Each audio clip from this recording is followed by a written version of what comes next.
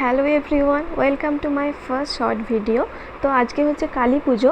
আমার তরফ থেকে সবাইকে কালী পুজোর শুভেচ্ছা আর হ্যাপি দিওয়ালি। তো কালী পুজোর দিন সকাল থেকে বাড়িতেই বসেছিলাম, কোথায় বেরোনো হয়নি। আর যেহেতু আমরা ব্যাঙ্গালোরে থাকি, তো আমাদের বাড়ির কাছে সেরকম কোনো কালী পুজোও হয় না। তো ভাবলাম যে বাড়ির কাছে সামনেই একটা মল আছে, চলো মল থেকেই ঘুরে আসি, একটু মনটা ভালো লাগবে। আর কি বলো তো, ব্যাঙ্গালোরে এখন রোজ বিকালের দিক হলেই বৃষ্টি হচ্ছে। তো বিকালের কিছু প্ল্যান থাকলে একদম যাওয়া যায় না, কোথাও বেরোনোই যায় না। তো দেখো আমরা অটোতে উঠে পড়েছি। তো আমরা বাড়ি থেকেই অটোটা বুক করে নিয়েছিলাম।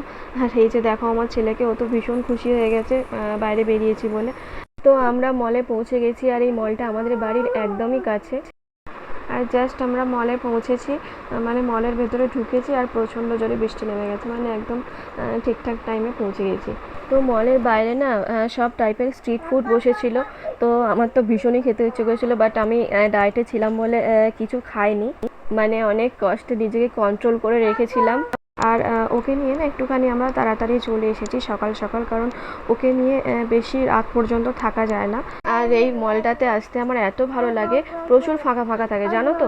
তারপর ছেলেকে একটুখানি কার রাইড করালাম, তার কারণ কার রাইড করতে ভীষণ ভালোবাসে।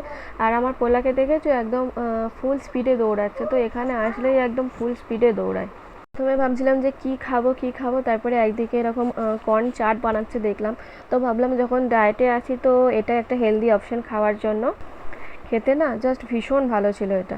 তারপর আমার ছেলেকে একটুখানি ওই প্লে এরিয়াতে এসে একটুখানি গাড়িতে বসিয়ে দিয়েছিলাম।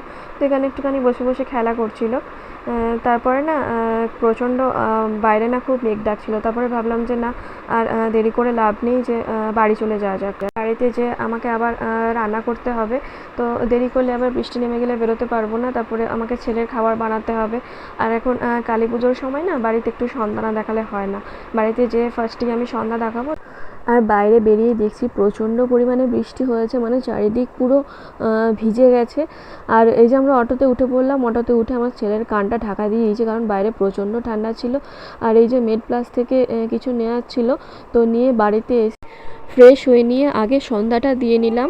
আর এই যে দেখো বাড়ির সামনে দোকান থেকে গিয়ে আমি এই ব্যাটারি সিস্টেম দুটো প্রদীপ নিয়ে এসেছি।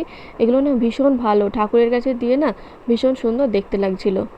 তারপর রাত্রের ডিনারের জন্য আমি এখানে একটুখানি আলু পোস্ত বসিয়েছি, আর সকালের ভাত ছিল সেটাও আমি গরম করতে দিয়ে দিয়েছি।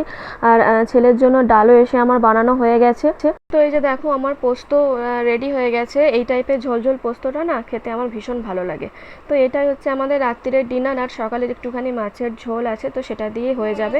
তাহলে চলো ভিডিওটা এখানেই শেষ করে দিচ্ছি। Tata, good night.